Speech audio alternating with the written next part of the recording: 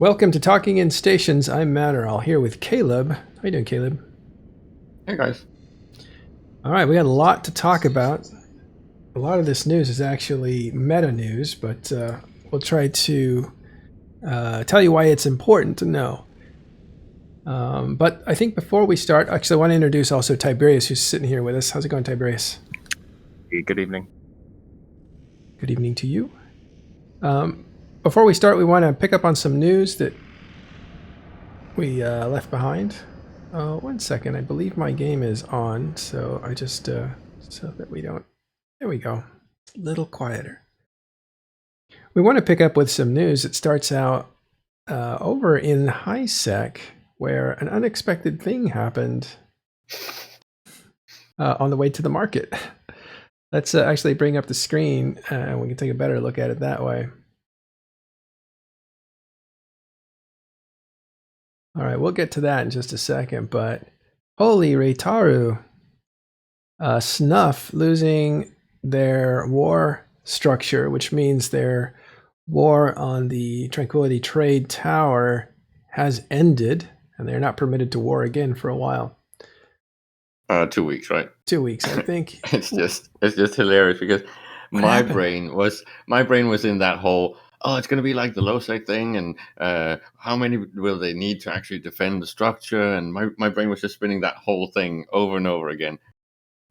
And then I think it was this morning. It's like we were just pointed it out to me that this had happened. It was like, oh my god, war headquarter, high sec, of course. It's just, it was so funny because I had completely forgotten that, of course, in high sec the mechanics are so different. You don't get the big toys, you don't get the doomsdays, you don't have any of those advantages. So the whole power play is completely different, right? That just got me completely out of the fact that, well, if you don't have a war headquarter, you do not have a war deck, and then there's going to be people interfering with your actual aggression, right? Yeah, yeah. So it was like, as I said to some of the guys, this is like if there's like a whole gang of dudes trying to run against you, attacking you, and you just point and say, "Hey, dudes, check behind you. Your fucking headquarters dead.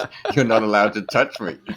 It's like these thugs coming at you with like tasers, and then somebody took their batteries. Completely, it's like you forgot to charge your batteries, dude. It's Snuff. just kind of Super, funny. super dangerous, super intimidating Snuff. It gets the rug pulled out from under him. I think it was Yeah. actually expected, so I don't. They took it seriously. The trading tower took it seriously, but they were not worried. But what was interesting was I feel like Billy and the TTC guys must have been giggling a little bit. Like, you do know you can't actually do this, right? that they took it seriously. They take nothing for granted, apparently, which surprised me. But what was interesting was the situation that it had caused in the Delve War. We talked about this yesterday. You're at war with each other in Delve. We're talking about Imperium on one side, Pappy on the other, but together they own this structure that's being threatened by a third party. So on the one hand, they're at war. On the other hand, they're working together to thwart this war deck from a low sec pirating company, basically. And Yeah, so they had a bit of standings and problems, right? They needed the equivalent of a yellow shirt that they could all wear while being in this particular situation. So it could go on top of the uniform, so we could have layered overlays and stuff. Anyways, it's just kind of funny that we now get these situations because, as far as I remember, something like this has not really been seen before. That you have people, again, this is kind of my beef with it, right? That you have these entities that are completely at war with each other, like almost to the point of a very aggressive and hatred driven war, right? And mhm. then up there in high sec, they're best buddies, and they share Yeah. all the racketeering money. Well, they weren't the fleet that actually took out this Ritaru was Pandemic Horde Test and Black Flag mercenaries. But a good point Wasn't there was also 50 something odd goons as well? Pretty sure there was. possibly the thing is they can't really share a fleet, right? So the fleet that took it out um, probably wasn't a mixed fleet because you can't just mixed comms. Again, you're in the war. You don't want to create any type of security risk. So that's what happened there. Well, you could have a I don't know, a mutual star chamber like thing for the most upper FCs, that if they need to coordinate something, I think something like that would have worked fine. I think they might have actually done that already, but maybe just in text. But I do think that it's an interesting development, at least. Yeah, I thought it was interesting. A little bit of flavoring there. I like how that all worked out together, with the confusion and the occasionally shooting each other when you're supposed to be working together. And it was not that big a threat. Hopefully, it happens again in 2 weeks, and Snuff keeps at it so that we see some action somewhere else, not just in Delve. But we should talk about Delve and what happened there before we get to I would this. like to add a little thing to that whole thing. It's funny because it's kind of like in sports, and as you know, I like to compare a lot of Eve stuff with actual soccer, Mm-hmm. um, and it's very similar to when the Scandinavian countries don't qualify for the European Cup.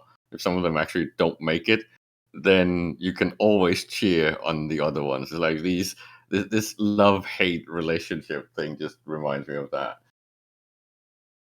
All right. So in Delve, yesterday I think it was TNT's turn to be targeted, and they lost. How many Arcanors was it? 6.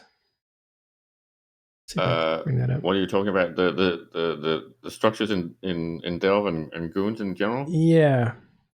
There was, I think, almost 11 structures taken down. All in all, there was like a lot of TNT structures. I think they were just large, right? Not extra large. Athenors. I And call them then yeah, Arcanors. That's the actual mineral. yeah, and then there was a whole bunch of Sotios, like 3, 4 Sotios, and then a Tartara, right? Yeah, there was a ton. Let's see. So as I jokingly said to you before this, it's like I've been teasing that they've been running around kicking lampposts and turning off the lights with the TCUs and iHubs. Yeah. But at least now they're also burning something meaningful on a much faster scale than I think we've seen before. Yeah. Well, And this. even then, there's a lot, right? There's still a lot, and really, we just talked to Willie about it, and it's if they reach the third of the relevant structures, that would be a good thing. So they're not they still got at least 2/3 to go, and this is back to the thing that I keep spinning, quote unquote. This is still going to be a long war, right? There's a massive amount of structures if you want to completely remove the Imperium from Delve. So it is a 6 to 8 months more of this. I'm not complaining. I think it's good content. So keep at it, boys. Right. The big prize was this one here. It looks like this was in the Karma fleet. We knew this was a big Satio because it was in 39P, which was the building headquarters. Actually, it was the headquarters of Karma Fleet itself. This is in Helm's Deep. For those that don't know, maybe we could just take a look to remind you. But this was a big kill. Open that in the new tab. We'll go to Dotlan. Just to point out to Vormius, nothing is being replaced in Delve these days. The knights are sitting up on the parapet and are pretty much stuck in there, so they can't really go out and do much. Yeah, we talked about this before, that Helm's Deep fell pretty fast at the beginning. Helm's Deep starts right over here in E30, and this all got taken up with this constellation. These two constellations fell pretty much together. And then this constellation here took another few days, and the prize there was this 39P, which is building headquarters and headquarters in general for Karma Fleet. And then this one was up for grabs, but Pappy decided to go a different direction and attack something else, and all that survived a bit longer. But it looks like it's all reinforced again, and we'll see if it actually gets turned over to test at that point. Well, funny enough, I commented on this when I was in Twitch chat with with Ron the other day. He was showing the map, and it's kind of funny because I know that you and I have been going over the sovereignty map so many times, and it's like always, holy smokes, that big yellow vanity blob is like, and the vanity sov is completely gone. There's like hardly any left, right? So that stuff is definitely all the flags have been taken down. That's for sure. Yeah. They're gone. Well, in the meaningful way, because iHubs are what we were looking at here. The TCUs, the territorial claim units, may still be up, but that's kind of like an abandoned city with the flag of the people that were there before. The city is pretty much abandoned and taken over, even though the flag's still up. That's just a matter of cleanup later. But you're right. The vanity of how much space you own and how vast your empire is totally shrunk down to essentially one constellation here, which is tough. It's not, I mean, this is like very vertical, right? It's got Yeah, and of course there's a strategical value to the fact that you can't jump in systems and stuff like that. But it's not really. It has not changed much the past 3-4 months, right? It's been the same situation whether you do something with these TCUs and iHubs or not.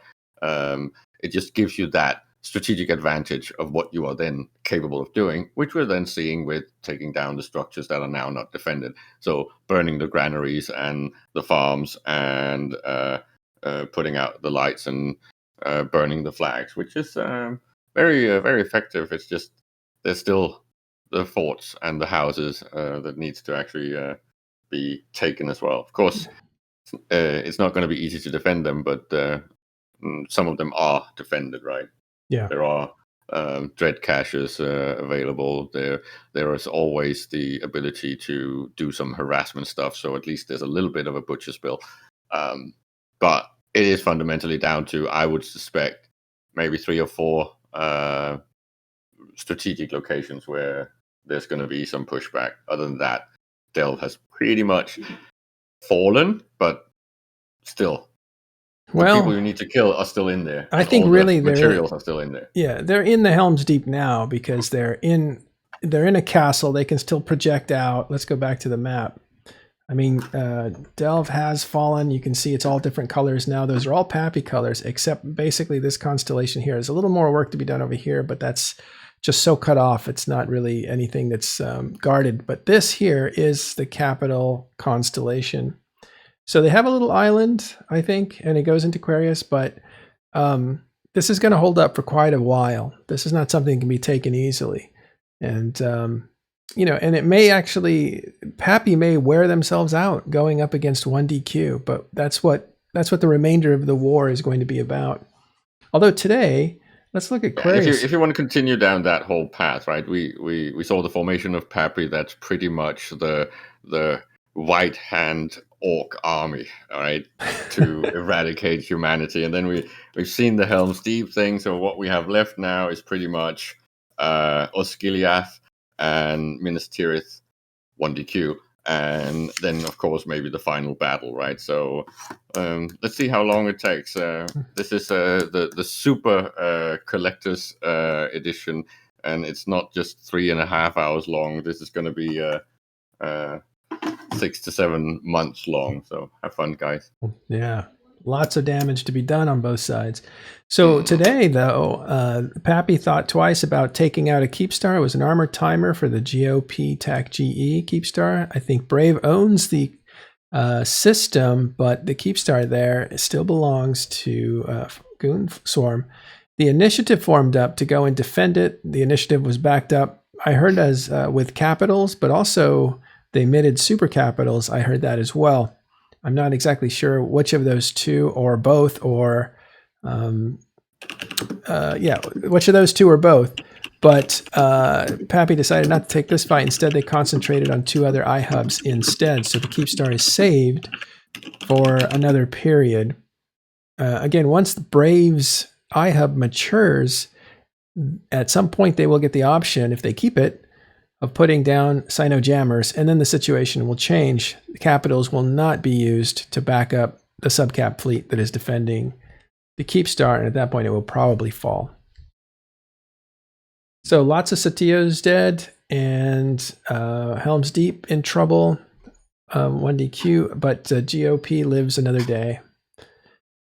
All right. I think we should expect to start seeing keep stars start dying. The not so defended ones, right? Yes, As probably. as I've mentioned many times, there's a lot to grind through, and the degree of defensibility is now a little bit of question, because how much can you really do with harassment if you can't really get your big toys in there? So you will start seeing some of those that are not really defended being taken down. I would be surprised if we don't see maybe 5, maybe even more go down the next month. That's actually what I would expect, Right. because there are some, and I'm pretty sure that Pappy must have figured out which ones don't seem to have any real meaningful defenses in there. Now remember, I think the Imperium still holds the amount of keep stars destroyed in one day. It was 5. And I know there are like 40 to 60 keep stars in this area, but and they can't possibly do 5 every day. But the idea here is that you can do a lot of damage in a short amount of time.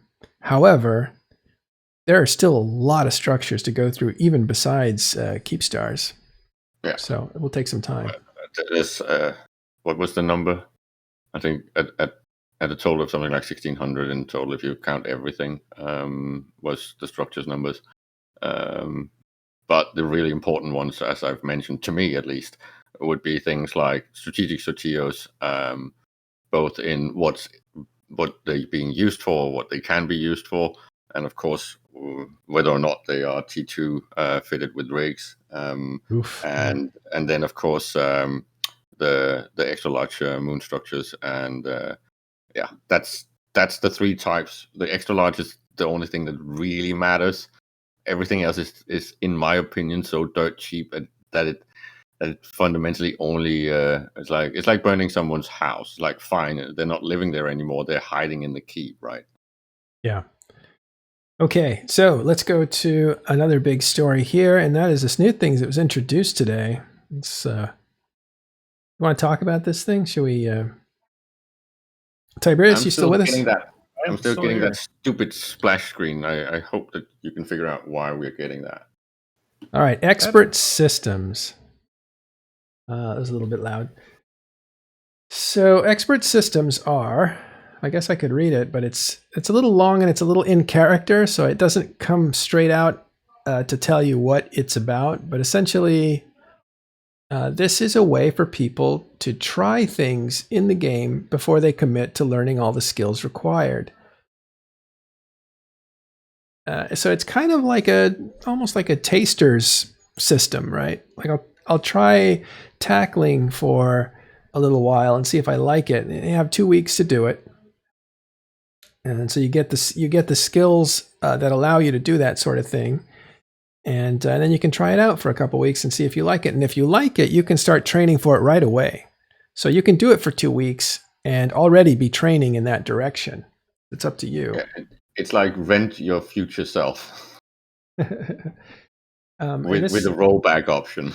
Let's talk about why you think this system is going to be put into the game. It's up for discussion right now, but why do you think they're looking at something like this?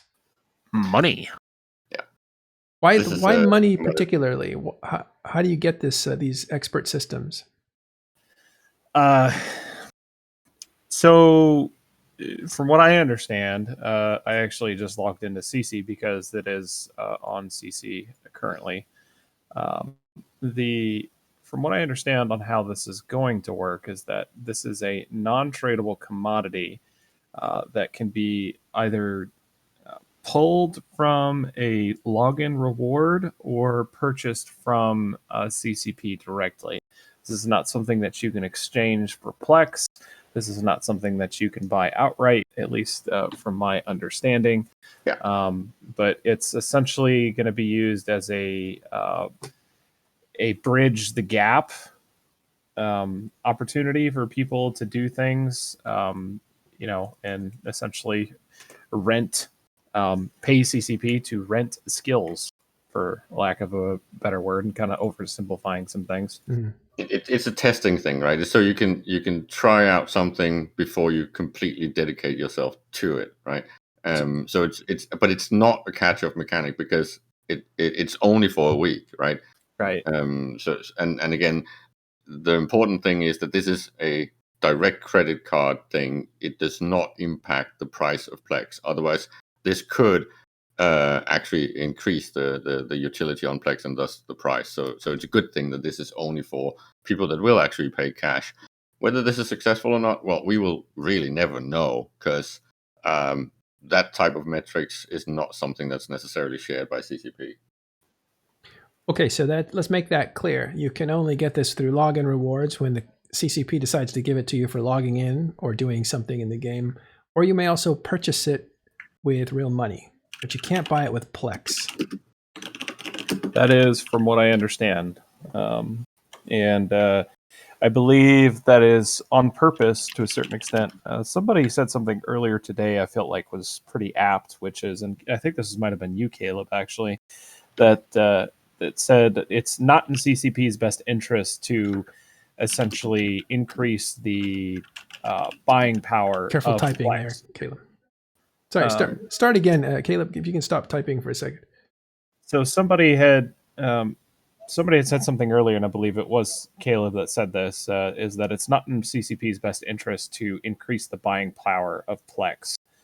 And essentially what that means is that if this is another utility item that you can purchase with Plex, that would increase the amount of ISK that you can get from redeeming Plex on the market, essentially. And, that because that's, CCP's cash cow right off the bat, I don't think that that's something that it would not be in their best interest to do. Yeah. So again, this expert system question is Noshio Dar asking, can we repeat purchase or is this a one-time only? I don't think I read anything in here that said it was either one. I would imagine that you could do a repeat purchase. Yeah. I'm actually I'm sharing my screen right now. I have the expert Okay. system in CC pulled up here to kind of give a overview as to what it looks like.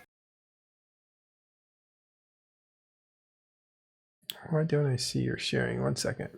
I don't know.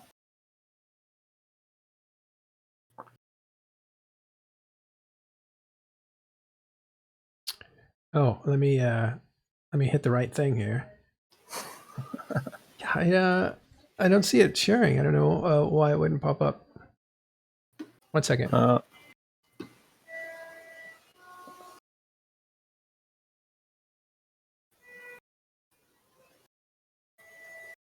Yeah, I'm pretty sure that all those rental things would be repeatable. It's just when have you paid for rental so much that it makes no sense anymore?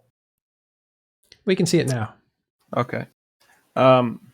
Yeah, I agree. I'm not entirely sure why or what their plan is here. So this is on CC. These are the 7 skills rental thing that they have up here, essentially. The most important one thing I think here is that there's obviously no Titan one here yet, or no capital ship thing here yet. It's debatable on whether or not CCP will actually add that or not. We have an unconfirmed quote from CCP that it will never be on anything except subcaps. Yeah, and most likely not even on high-end T2. Yeah. So you can see that this is very much focused on new players. Obviously it says high-sec space explorer. Most new players, that's CCP did specifically say that that's what they're after, is they're trying to figure out. That's one of the number one things that they want to do in the game is go and explore. Now, if you click on it, go to the eye here, it'll actually go down all of the list of skills that it will give you with this, with the redemption, which is, it's a pretty hefty long list of skills to do. I only see one level 4 in there. That's interesting. Yeah, so there's not a whole lot of in-depth stuff. And the other thing too, I was actually kind of excited about this core systems operator thing because this is a pretty big deal for a lot of players. And I was actually surprised to see that they're not all 4s and 5s. In fact, they're mostly 3s and 4s. There's only 4 level 5s here. And those are probably prerequisites for other ones. Right. These are not ones that are really necessary in order to, I guess, get around doing the things that you need to in game. The most important one here is actually not here, which is advanced weapon upgrades, which was kind of surprising to me that it wouldn't be there. But well, that's important for fitting, and usually the tight fitting Right. isn't T1, it's T2, usually, I think. So that would be more advanced than I would expect. But I see what you're saying. Any experienced player that wants to play this game and wants to fit ships that are very tight, in other words, get the most out of their ships with their modules, will need weapon upgrades 5. It's a really weird hidden skill because it's misnamed. Yeah. So I kind of like it for access to more advanced gameplay and potential fights and things like that. And when you're talking things like activating this so it nicely fits an extended weekend or a vacation or something like that. For that alone, I really like it because it's kind of a buff to alphas because it works with alphas.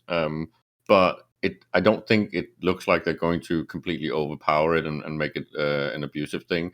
So I think it's not bad. It's just I'm not sure if people will actually use it or if it will be picked up as much as they might hope. The other thing, I think it might. The only other thing here that is maybe of interest to people is right now is they have the Grand Prix Interceptor expert system, which gives you all 4 frigates to 5 and interceptors to 4, which essentially allows you to immediately get into interceptors. There's also let's just say the interceptors, for those that don't know, are the tackling profession. That's getting in there, grabbing someone, holding them down until your fleet comes in with the DPS and takes them out. Correct. And if you notice, actually, on the skills tree here, there's a little icon here that specifically says expert system can unlock this ship. Wow. So it's very obvious to people that, oh, hey, this is maybe a ship I wanted to get into. I don't know why it doesn't show it over here on for the battleships, but I do know that it shows it here for the Typhoon. So it does specifically say that these are the things to do. In fact, what is this? I'm not sure. Yeah, so this you'll notice that this goes immediately to this will immediately go to a CCP website. Right now, it's set up for a Singularity test server thing, a link that nobody can have access to, I'm guessing, besides CCP.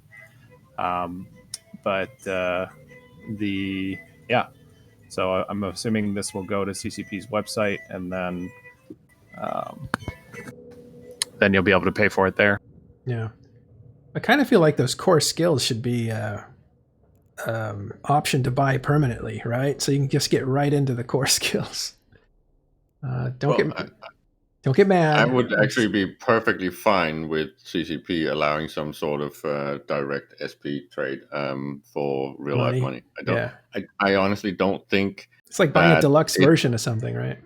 I don't think it would be game breaking. It would of course shift the economy when it comes to utility of Plex and SP injectors and all that stuff. But I think it's important that we start accepting more direct monetization from CCP when it is not game breaking.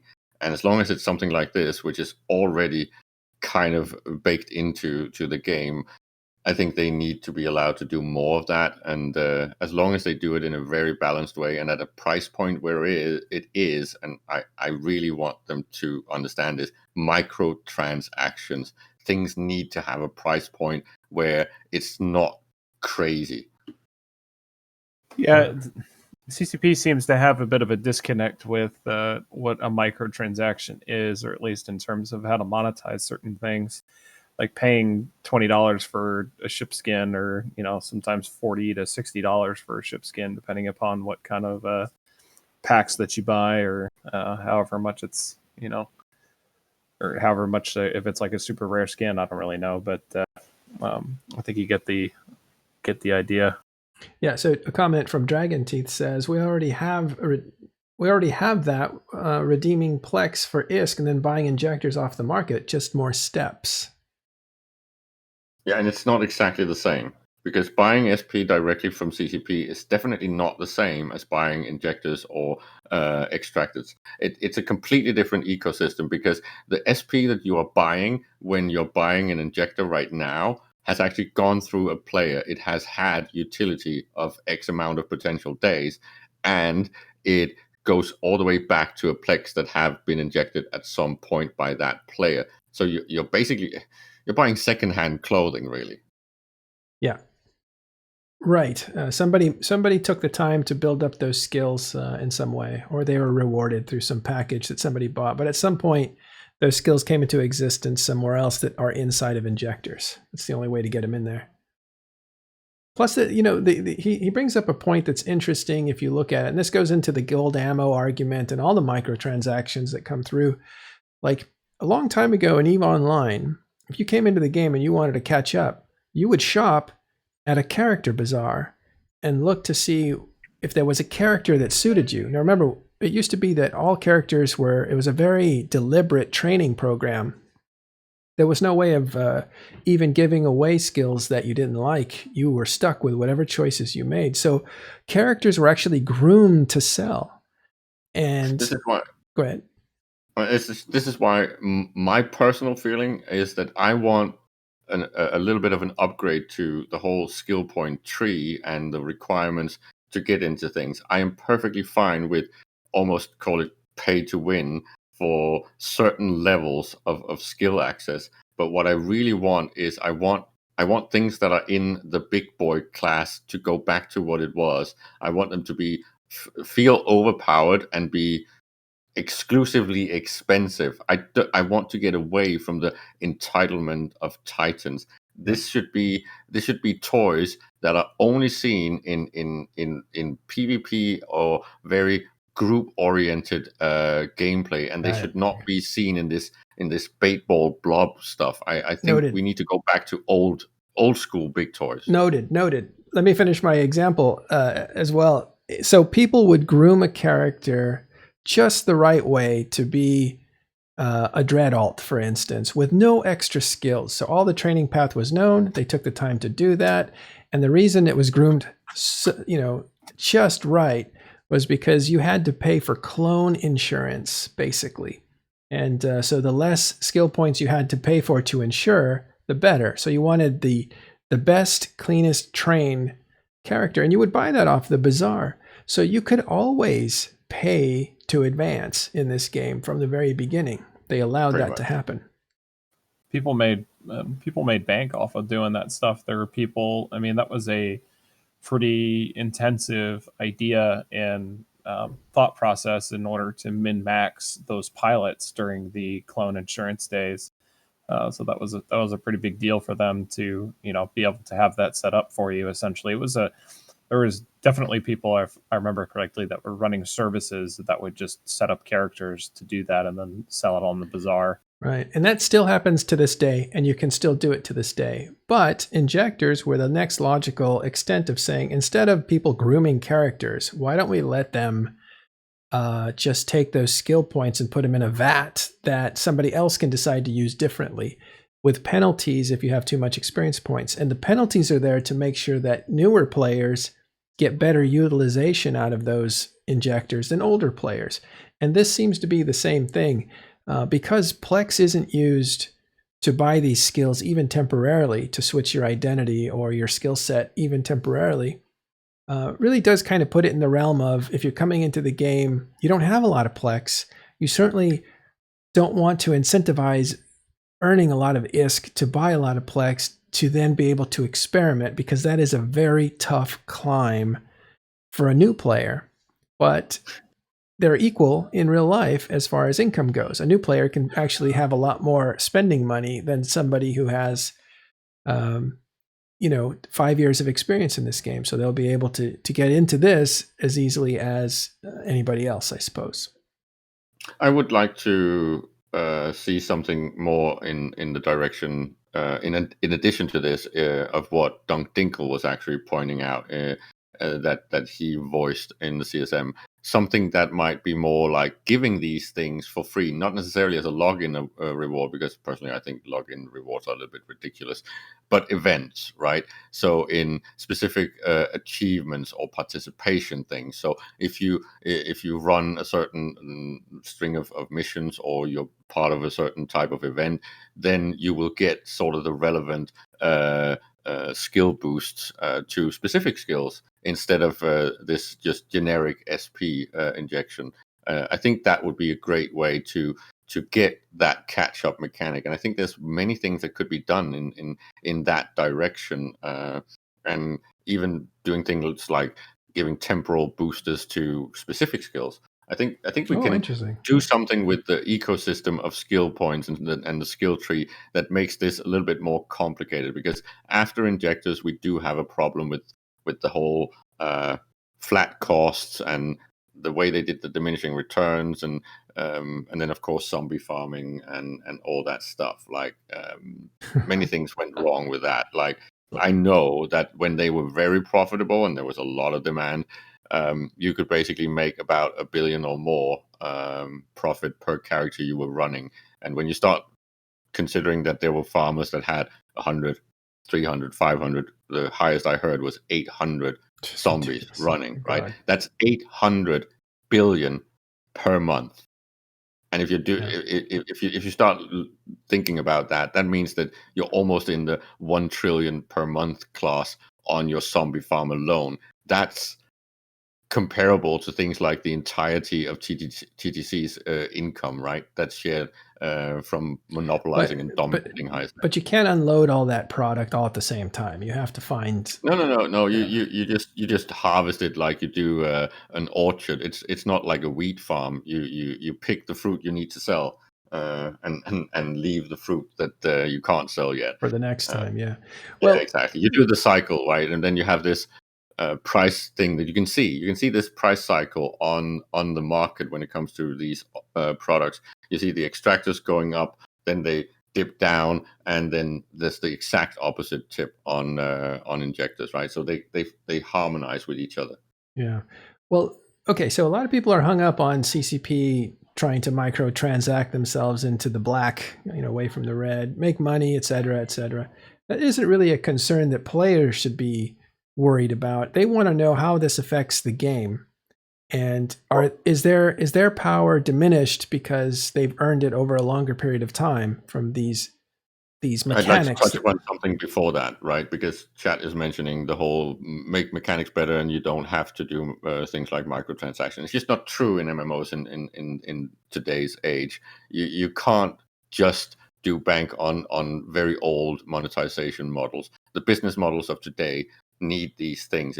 They need to land in a place where the service and the product they're selling is priced right, and the consumers will actually buy them. Because if CCP does not have revenue stream, there is no way that they can make There's the no game better. game. There's They, no they game. can't they can't hire devs to make you cool things, to make the game something you want to play. So they need money, and unless you want to pay something like 20, maybe even $30 a month for a subscription, you can forget about it. It's Yeah. just not going to happen. I think there's definitely room for both sides of the argument. I think that these particular skills here, it would actually be really cool doing kind of what you said, Caleb, if there was a story arc to allow for people to do these skills, like get these skills permanently. Obviously, it would maybe have to take a certain amount of time. I would love the achievement system to be used for this, Right, right? exactly. Yeah, The it would. activity system. So once I've killed 1,000 condors or condor model ships, I get a nice little buff in my condor skill or something like that. It's like Right. this is possible to do, and it would be fun. I remember one of the games that I played a lot, Lord of the Rings, right? They had this massive achievement system that gave you these benefits or buffs every single time you reach the next level of that achievement. I think the activity system could be used for something like that. And of course, then you could tie that into the actual event system and into exploration and into ARGs and lore stuff. It's just such an untapped potential in there. I'm really sad that it didn't get You used played more. You played Lord of the Rings. I was looking at that game right at the same time. Crazy. I was looking played at EVE Online and Lord of the Rings. Those were the two that I was considering. But finish your point, Tiberius. I think we cut you off. I was just going to say just so that everybody knows that the old revenue model that Caleb was referencing was based upon the subscription model that we currently have now in Eve, which was based upon the subscription model that WoW had put together back in 2004, 2005, whenever they first launched. That 2004. was right. That was essentially the model that every MMORPG used to follow after the fact. We're approaching 15, 16 years later, and if CCP doesn't change with the consumer base, then they're not going to survive as a company. So it's inevitable. I'm not a big fan of microtransactions either, but if we don't have them, there won't be a game for us to play anymore. Yeah, I mean the world's changed completely with everything else, right? Software you download, you pay subscriptions. Movies now you don't own them anymore. You just kind of rent them, or you rent the whole library. Like monetization models for all entertainment have changed. You can't expect to stay at $15 a month like a gym fee, for instance. And it's important to note that many things product-wise, because someone said there's other things than microtransaction, and I completely agree. As I've said many times, I would love CCP to make stuff that I would actually want to buy, even slightly expensive stuff. Maybe not floating Nixes, because that was just a stupid price range. But I would love to buy more merchandise. I would love to see secondary products, so other games and stuff like that I could throw my money at. It's just there's nothing that I can swipe my credit card at right now that I want from CCP. But what I wanted to get to is to make these things, like to make a good merchandise shop, it costs money. There's an initial cost where you have to have the right kind of people running something like that, and you can't really effectively do it on a skeleton crew.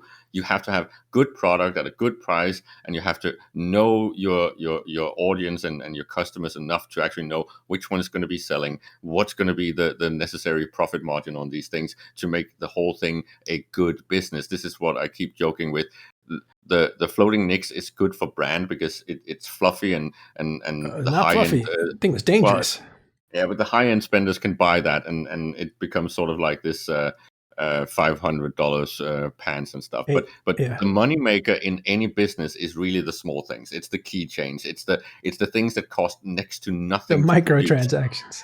Yes, that's where you make your money. It's true for all businesses, right? And to make these good enough for you to want to buy them and buy them in amounts that actually make CCP profit, you need some good product developers. It's just facts. That's how businesses are run. And right now, CCP does not have the revenue streams to start such things up. Especially, well, maybe they can get it from Sugar Daddy PA. I don't know, but to get to the next thing where you want to make this a really strong brand, because I think CCP has always had a brand that could compete with things like Star Trek and Star Wars.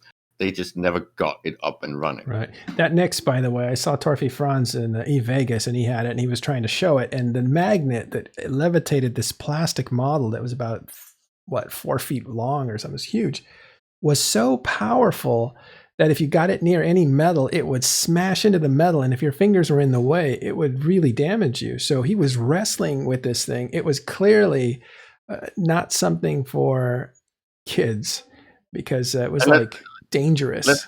Let's just repeat to CCP the following that we all know now is completely technically feasible. Things like Alliance and Corp skins. Some of the Corp logos and palettes and stuff in EVE Online are amazing. If we could get things like Alliance and Corp skins, you would see people credit carding like crazy. I keep mentioning that, yes, I'm a goonsplainer, and I'll admit that. but a black skin with the initiative stuff on it, I would buy that shit all day long. I'd even get test skins because I love the dinosaur, right? You would Even get a if they test added the skin. cute one, right? The one from the comic strips, like I would buy these skins, but right now, to me, skins are useless. They don't mean anything to me. Right. And when it comes to Alliance skins, it's like take my money. Come on, do it, CCP. Well, Well, I'm curious that this actually, as this is, people are kind of pessimistic about this in terms of, are they gonna, release, this expert you know, system. yeah, the expert system. I'm sorry, kind of piggybacking off what you're saying. Some people are kind of negative towards this expert system, and I believe that I'm fairly optimistic because I think that CCP is probably starting to actually pay attention to their consumer base, because this right here shows me that they're willing to spend the time, the development time, in order to help a new consumer base, because this is almost entirely new player oriented right here. Getting into core ships, which allows you to fly pretty much anything up to a battleship doctrine, a Tech 1 battleship doctrine for the most part. Um, you've got mining barges, which is what people want to do. You've got the Oh, explorer nice. stuff, which is what you know new people want to do. And then and then the interceptors, which is Make that bigger. every new player in existence has become the tackle buddy. They go run out and either an interdictor or a interceptor, and then go try it out and see if that's what they want to do or not. So I'm optimistic that I think that we may see something like lion skins or corpse skins, or some kind of weird bonkers thing like that here in the future. Other such stuff that the consumers like. So It's the long same with as the walking in station that I know Madeline and I keep bringing up, right? I'm a little bit of a Barbie guy. I love to see amazing clothing and weapons on my tunes when I play MMOs, right? And I am perfectly willing to actually credit card for really good stuff like that. Yes, I bought a few of them expensive mounts in World of Warcraft. It's just I can't find myself as interested in the skins as they are now in the game. But if there was walking in station, hell, I would even pay real money to like expand my captain's quarters, make it bigger, do the decoration and stuff like that. So We talked about um, renting your own system, right? Your own private yeah, but system. I would do that on inside the structure. That I would be fine with that. I just don't think doing it out in space where it makes a mess of the economy. It should be vanity stuff. It should be if you want to build a bar and if you want to have weird services or features like installing a poker table or stuff like that. There's so much potential money on the table if CGP did this. And let's be fair here. With the Unreal Engine, all of this is so possible and so easy. Yeah. All right. Tal Dajat says, I get that TIS needs to report on the big content / events in the game, but the larger retail market, in my opinion, is a smaller corp solo players doing all the PvE industry and exploration. Yeah, I think we should probably do a financial show, right? Talk about PvE side of things. We get to Asteroid with that. I mean, that would be kind of bonkers. Yeah, it's hard to. I mean, events. There's a lot of information being surfaced about events, so you can do research and you can figure out like what happened. Then you can talk to people because we have connections, what actually did happen, and get to the bottom of things and report news. When you're talking about reporting on the market, there's nobody to talk to. Anybody that knows anything's not going to tell you what's happening because they're in an advantage if you don't know. We can look at it and predict. True. But we have had very, very extensive market shows not and on market coverage. not on particular things. They talk about things in general, but they don't. For instance, did you know that some investors will have a signature in the market? So if you see, for instance, Aerith used to be a big market trader for Goonswarm. And he always put a 44444. So whatever his price was, it had like a bunch of fours after it, so that people knew that was him, that was his order, and he was coming into this market. And it's a way of intimidating, but also a way of manipulating. And so it's also a way of colluding and forming a cartel-like queue. It's like, okay, I'm not gonna out compete or out bid this particular person because it's actually one of my collusion friends. And again, this is a system that was basically weaponized way back in the early days of Eve by a guy called Sister 2, which is he created a smoky room for people that had these things, and he called it signatures. And it was a very exclusive club. It was only for the very rich people and old players. And I actually formed the SCC Lounge to open it up and democratize that, because I thought that was very elitist. And I actually wanted to nurture new bros that wanted to get into markets. Man of the right? people. It's just Man of the financial people. Well, okay, I'm not that much of a good guy, because one of the things I did was I helped them get started. I gave them some slush money and to actually get them to start making money. And the biggest problem with making money on the market is time.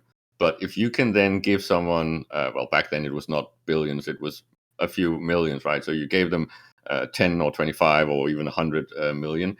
And within a few weeks, they actually came back and paid it back with massive interest, nice. right? Because you taught them how to double their money really, really fast and go from a very low liquidity and NAV to a rather high one, with using the skills that are basically the 101s of markets. And when they used them, they got really rich really quick, and they paid you back. So I was actually making money. It was made as a fund to support them, and supposed to make a loss, but it just kept making money. It's very important to invest at the right time, and that includes people. You want to help people out when they're in trouble, but you also want to help them out when they're starting out. So if you find, that's what mentorship is all about in certain ways. When you find somebody who has promise, right, that's when you invest in that kind of a person. And as you see them succeed, that is not only part of your what do you call it, legacy, but those are the people that are likely to turn around and help you later. So you want to cultivate that in real life, but also in the game.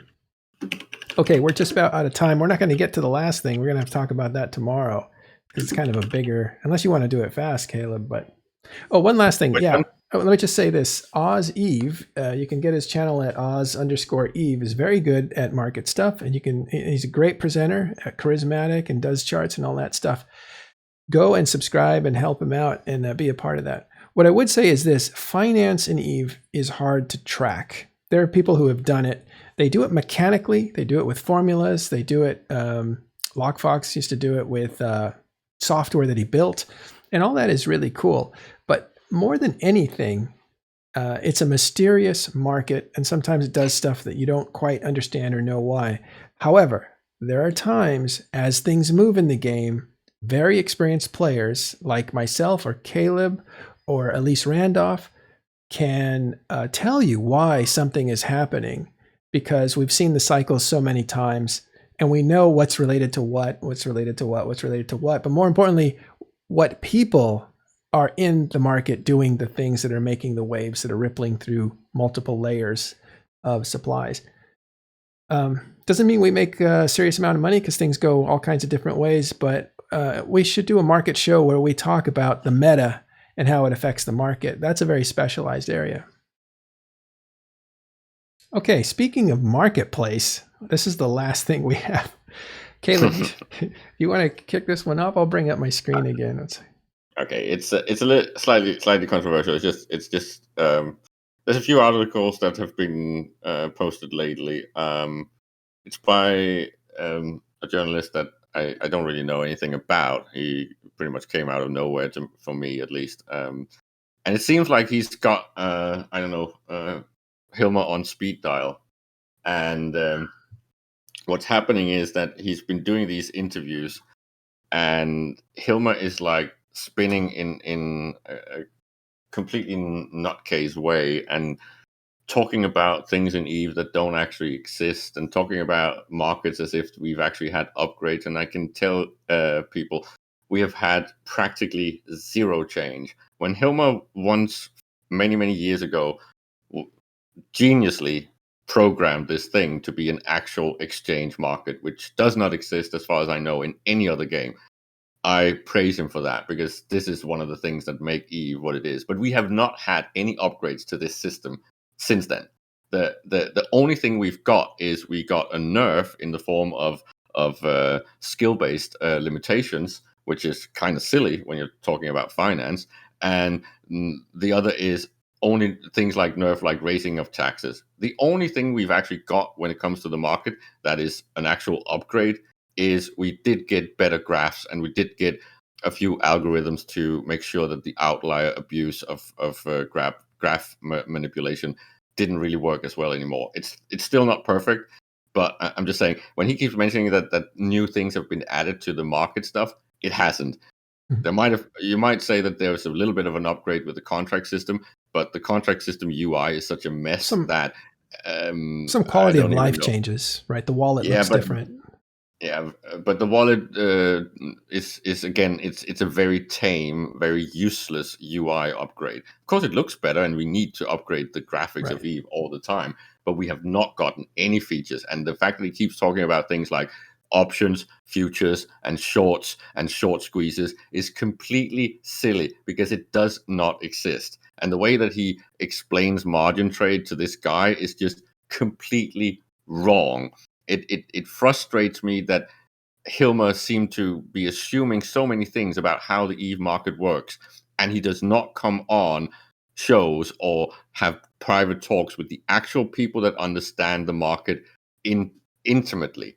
And this is not just me. This is all the guys that I represent that love Eve for its complexity when it comes to financial stuff. But we have had zero love over the past 15 years. Zero. We still have a game where I can create a corporation, I can have shares, I can hand out shares to initial shareholders, but then the buck stops. I cannot trade my shares on an open public market. That basically means I can never get my share on the equivalent of New York Stock Exchange. It's a massive mistake, right? There's so many things that can be done with e-finance, and we have been promised it from Dr. Aok, we've been promised it from CCP Quant, but it's just the requirement. Yeah, the requirement to do things like financial products require people that understand what these products are. And if too many of the player base starts feature creeping, then it becomes unrealistic to do it. A funny example is something like shares, right? The only thing that's really required to create a share system that the players can run is that it would be API sensitive, that you could put it in a contract, but only that one unique item, and that you could pull it out of your wallet from where the number of share lives, right? That's the only thing that's required to actually have a functional stock exchange. Except we've asked for this many times, but every time we talk about this, people start talking about scams and scam protection and added features and futures and options. Like, that's not how market works. Markets are really very simple in the core functionality. You don't need all these complex feature creep things. Well said. We'll just let that sit there. But so the article was written in a different language. I believe it was Norwegian, and you can find it. Put it in the show notes. But there it is. You can also find it at Talking in Stations Discord in the news channel, Eve News. That's where we post a lot of this stuff. So I think you just want to cover the one that you talked about then, because I just talked about the other three articles that's come out, right? There's more than one. The one you're talking about is the Icelandic one, which is a little bit sad, because basically what it says is that the bonus that CCP was promised from Pearl Abyss can actually not happen. They did not reach the goals that they had to in the contract to get that bonus. The price of purchase from PA was 225 million, right? That was what was the deal. And if CCP could reach certain goals in a period of time, I think it was maybe a year or two. No, it was 2 years, right? If they reached certain goals, they would get a bonus of 200 million. but they had to reach all those goals to get any of that. There was no like partial thing where you could get like half of it or a little bit. They had to reach all those goals. So basically, what Pearl Abyss is doing today is they're really clapping because they now got the whole CCP deal at 47% of the potential cost that they could have ended up paying. I think that deal was unfair. I think the requirements and the goals that they set in that contract must have been unfair because CCP has been growing for the entire period that they have been under the Pearl Abyss contract, right? So yeah, they probably if lost those, it on. You told we were talking earlier where they probably lost it. Where was it? China. They had to do it, the rollout of the China deal to get EVE Online into China, and I think was that stuck. and then maybe a few others, they got stuck, right? They could not do that within the time frame that was on the contract, and some of the other goals that might have been required might have been also completely bordering on unrealistic. So I think it was an unfair deal, and I know that Pearl Abyss must be laughing a little bit because they got CCP at a nickel. It's completely underpaid. As I've said before, if I don't think CCP should have cut that many limbs to make it look more profitable. I think it was a mistake, especially when it comes to selling White Wolf, and I think history has proven me right because I've been saying this pretty much since they sold it off and cancelled World of Darkness. World of Darkness is a massively strong IP, and they will really kick themselves when we get the next round of vampire and World of Darkness interest in society. Do you think vampires are played out? Aren't they all done? No, they're coming back. And Rice, who I believe is the best writer of that type of cosmology, next to White Wolf writers, because actually White Wolf writers are better, even though they're not writing actual novels and prose. This stuff is just mind-blowingly good, and she's now working with Hulu to actually do a series, and I think it might actually be potentially over the entire Vampire Chronicles series, which is massive, right? It's several seasons. If this becomes a success, you have what I at least personally will feel is my Game of Thrones, because if they just reach anything like the first movie, The Interview with the Vampire, it's gonna blow people's mind. Yeah, Caleb does look like a vampire, doesn't he? I'm the one in darkness, but Caleb reminds me of Lestat. That's what happens when you go to Iceland and get embraced by the Mittani. Ooh. Did he bite your neck or something? I don't know what that means. All right. I don't want to know what that means. Because there's some homoerotic things when they start talking about Anne Rice and being embraced by the Mittani. But the point is, he's a massive World of Darkness nerd. Like I was blown away. I knew he played, and I knew that was kind of his scene, but I had no idea he was. Well, CCPers are huge fans too. They have memorabilia all over their offices. Yeah, it's an amazing IP, and I'm so sad that because you've just seen all the messes in those titles. They are selling and they are successful, and people really want them. But the werewolf game that came out, even though it looked really promising, and I still think it's a good game, but it's only a 6-hour playtime. It's like, I'm not going to pay that much for 6 hours of playtime. That's ridiculous. And now Bloodlines 2 is going to end up being delayed by another 2 years because they had to push out one of the developers, right, that was very criticized. It's like such a mess. I am so sad that CCP suffered the Summer of Rage, because I still think the Carbon engine would have been the third choice. So Unity.